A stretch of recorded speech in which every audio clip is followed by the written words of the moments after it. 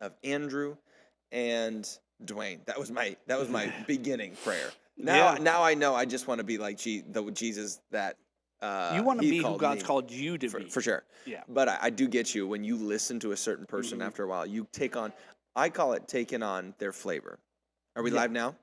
Yay. Hi, everybody. Hi. So I do want to say this in regards to what you had said. I don't know when we went live and what you heard of that, but basically, I like listening to people. Like right now, I love listening to Bill Johnson. I listen to Ryan Pineda.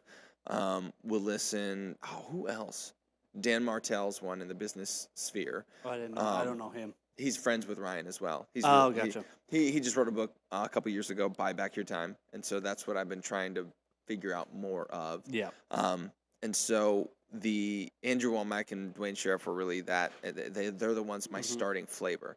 And so Bill Johnson, I just love it because he's not somebody that you can compare to because there is absolutely no comparison. I am not him. Yeah. I'm not going to dress like him. I'm not going to sound like him. But it's like sitting at the table with listening to your grandfather with a cup of coffee. Like, that's what I feel like. And so for me, finding that person that's got the biblical depth, I don't listen too much to Furtick.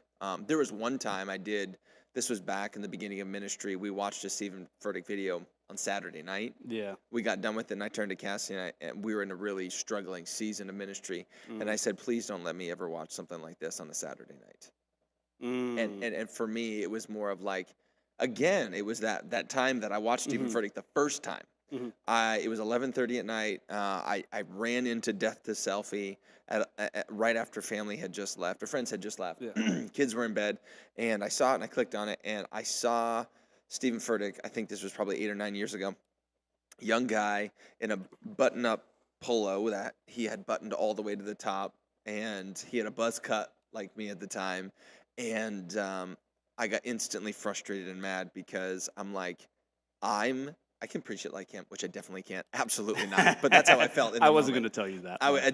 That's what I felt in the moment. I was mad at him because I look like he looks. I can preach like he preached. In my head, this is what was going through. And I'm so mad and jealous at him. And then I just couldn't shut it off. Just couldn't do it.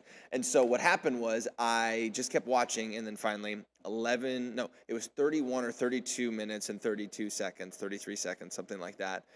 He does this prophetic word where he points at the camera and starts preaching and says, there's a preacher out there watching me right now, and you want to see your ministry grow, and so you're into copying and doing what other people are doing to try and get what other people are getting.